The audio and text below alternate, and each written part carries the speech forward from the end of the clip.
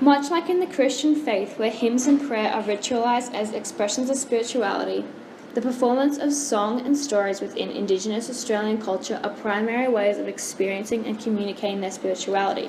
One of the most significant concepts in Indigenous Australian spirituality is the connection to the land they live on, which through their song and storytelling they respect and revere. Song allows self-actualization of the Indigenous spirit, helping find one's own place within them. Much of Aboriginal song is the oral history in relation with their communities, referencing animals, landmarks, the dreaming, and the connection to the mother. For Aboriginal people, the past, present, and future exist as one. Through their song, they express their past, present, and future love and identification with country, as well as loss and longing to return back home. Each song is a part of a moment in a larger story, where the dreaming ancestors created the pathways over the country for others to follow and explore.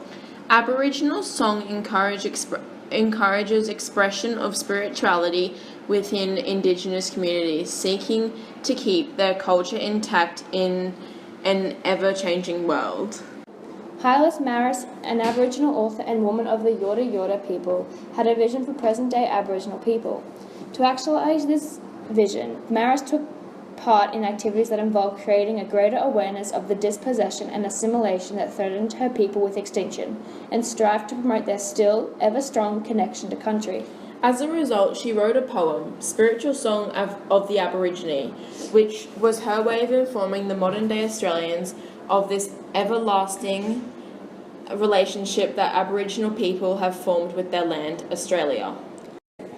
Poetry has become a modern form of the oral traditional ways of storytelling that already existed, showing a connection and appreciation to land in a way that Westerners can understand and unpack Aboriginal spirituality. Maris explores the deep and unique relationship that she and the traditional landowners have with their country by employing relative symbolic motifs and language. In the line, part of this land, like a gnarled gum tree, the connection to the land is established directly.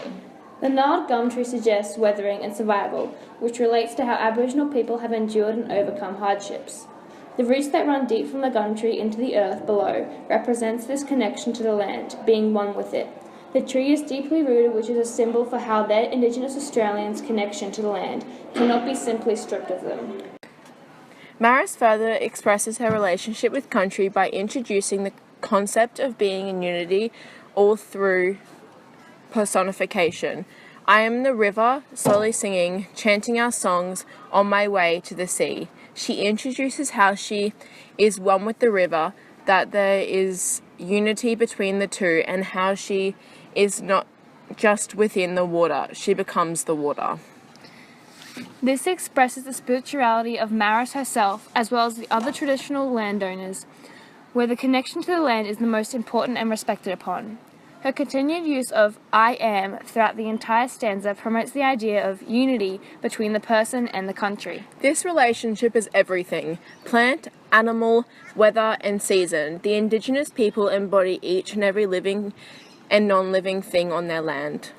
The symbolism Maris has used within this poem has enriched her vision of exposing the close relationship that she and other Indigenous people have with their country. As a result, modern-day Australian society can understand and accept the relationship between Earth and the traditional landowners and respect their ways of expression and communication.